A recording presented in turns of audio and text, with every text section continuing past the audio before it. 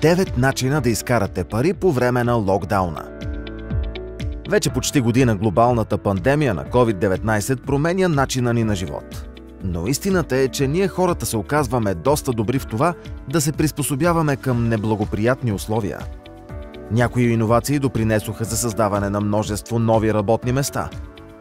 Това ни вдъхнови да ви покажем 9 начина, с които можете да си докарате допълнителен доход по време на локдауна. Добре дошли в Топ Успех БГ, мястото, където жадуващите за успех намират вдъхновение. Абонирайте се сега, за да не изпускате ежеседмичната си доза мотивация. Също благодарим на приятелите ни от Business Advisor, които са винаги на среща, когато имаме нужда от правна и счетоводна подкрепа. Останете до края, за да разберете повече за тях. И така, без повече увъртания. Номер 1. Препродаване. В днешно време сайтове като OLX, Facebook Market и новите услуги на Еконт са основни платформи за много българи, които искат да си докарат допълнителен доход по време на пандемията. Докато всичко е с краката нагоре, някои находчиви хора си купуват ефтина стока втора ръка, след което я поправят, придават и вид, блясък и я препродават на по-висока цена. Преди няколко години се запознахме с човек от Варна, който за една година беше изкарал над 100 000 лева, препродавайки стари дивани. Той намираше ефтини оферти, претапицираше ефтино при местен майстор и успяваше да добави над 100% стойност на мебелите. Наистина вдъхновяваща история. Номер 2. Монетизирайте хобитата си. Масовите съкращения и огромното количество свободно време бяха неизбежни, но не всички го виждаха като нещо негативно. За някои това беше нужният тласък, за да създадат бизнес от хобито си. В днешно време е повече от лесно да създадеш свой бранд съвсем безплатно и от уюта на дома. Ето няколко неща, които ще ви помогнат да започнете начинанието си. Уебсайт. В днешно време интернет пространството гъмжи от лесни за използване платформи, в които може сами да създадете сайт. Бизнес профили в социалните мрежи. Разбира се, клиентите ви се намират в социалните мрежи, където лесно и безплатно можете да се рекламирате. LinkedIn профил. Не забравяйте и тази платформа, където може да комуникирате директно с отговорни лица от вече утвърдени брандове. Има още много неща, които ще откриете, ако поемете по пътя на личния брандинг, а този локдаун е перфектното време да започнете. Много превърнаха страстта си в сладкарски работилнички, модни брандове, оператори на дронове, виртуални турове. Буквално границата е небето, когато обичате това, което правите. Номер 3. Доставки. Замислете се колко хора са на топло вкъщи в момента, а магазините са толкова далеч и гъмжат от вируси.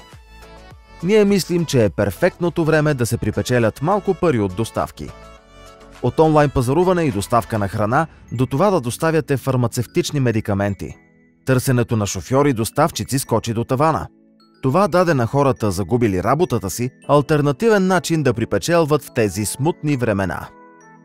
Номер 4. Онлайн обучение. Многото свободно време ни дава възможност да усъвършенстваме уменията си и да научим нещо ново. Това създаде цял нов пазар за онлайн обучения. Ако имате умение и познание, което ви прави професионалист в дадена област, сега е момента да се превърнете в ментор и да научите всички желаящи на него. Знаете перфектно как да използвате даден софтуер. Превърнете познанията си в курс. Инструктор сте по танци, може да се свържете на живо с учениците си онлайн. Същото важи за готварство, калиграфия, даже и фитнес тренировки, а най-преподавана се оказва медитацията, от която имат нужда мнозина в тези стресови времена на пандемия. Няма лимит на това, което можете да преподавате онлайн. Номер 5. Peer-to-peer кредитиране. От 2005 година насам, peer-to-peer кредитирането се е разширявало с 110% всяка година. Но какъв е този феномен и как се възползват хората от него по време на пандемия? Peer-to-peer кредитирането е вид социално кредитиране, където отделни хора или групи вземат пари на други хора или фирми. Различно е от финансова институция, защото всеки е свободен да вземе парите си и да иска лихва върху тях. Има множество платформи, всяка с различни лихвени суми, проценти и клиенти. Можете да проучите с точност къде отиват парите ви и кои клиенти са надеждни. Сигурно си мислите колко рисково звучи всичко това, но истината е, че рискът не е по-голям от това да вложите парите си в акции. Средно тази инвестиция носи печалба от 5% при по-надежни клиенти и достига до 11 и дори повече процента при по-рискови. Така че е добра идея при тази карантина да накарате парите да работят сами за вас. Вие избирате на кого да заемете парите си и в същото време помагате на хората да се справят в кризата. Какво по-прекрасно от това? Надяваме се ви е интересно и искате да научите още няколко начина как да изкарвате пари по време на локдауна. Ако е така, ударете един лайк и се абонирайте за канала ни. Така ще подкрепите нашата кауза да тласнем България към успеха. Добре, да продължаваме. Номер 6. Закупуване на активи. Финансовите съветници ще кажат, че по време на криза е най-добрият момент да увеличите състоянието си. В повечето държави хората губят бизнеса си, офисите си и домовете си и са принудени да ги пуснат на пазара. Но за тези с малко заделени пари е прекрасен момент за купуване на активи, тъй като има много домове и помещения на пазара, но малко хора, които да ги купуват. Освен това, лихвите са понижени, което ни дава възможност да си позволим по-благоприятни кредити, с които да увеличим количеството на активи. Номер 7. Дропшипинг.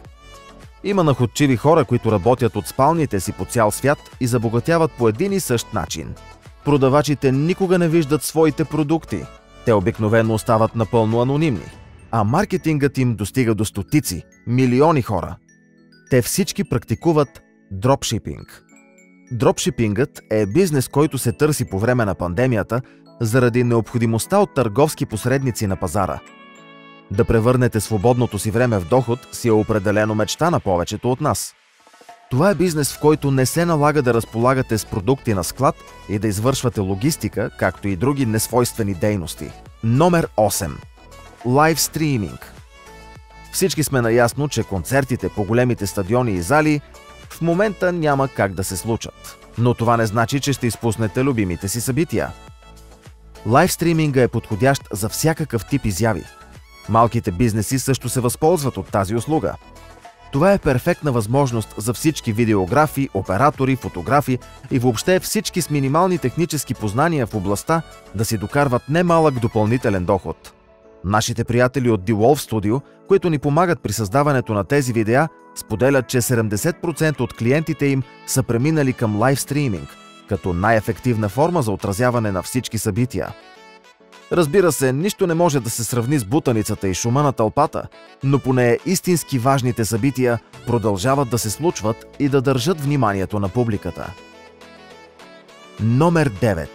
Хигиенизиране. Кой да знае, че най-продаваният продукт за годината е 70% етилов спирт. Всички, които предлагат дезинфекциращи услуги в момента, са на най-добрата финансова позиция, на която могат да бъдат. Цяло чудо е, че успяват да смогнат на търсенето. Големите бизнес гради, магазини и аптеки започват да наемат специални хора, които се занимават само с дезинфекция. Това е огромен пазар, където ако сте наистина мотивирани, ви гарантираме, че ще успеете. Благодарим ви, че останахте до края с нас. Кажете ни, кои бизнеси сте забелязали, че са разцъфнали по време на пандемията. Ще бъдем благодарни да видим коментарите ви под видеото. И, както винаги, оценяваме, че останахте до края и мислим, че заслужавате няколко бонус предложения, с които да изкарате малко допълнително пари в тези смутни времена. Станете копирайтър. Помагайте на фирми с аутсорсинг услуги. Управлявайте акаунти за социални мрежи. Присъединете се към нашето общество от будни българи следващата седмица. Благодарим на приятелите ни от Business Advisor, които ни помагат да не затъваме в бюрокрацията и да се фокусираме върху истински важната работа. Ако искате да разберете повече как да стартирате и разраствате бизнеса си, посетете линка по-долу в описанието. Ще се радваме да ни навестите и в другите социални мрежи, където дискусията за успеха никога не спира. А същевременно можете да изгледате това специално подбрано видео от екипа ни. Бъдете силни и здрави и нека успеха бъде с вас!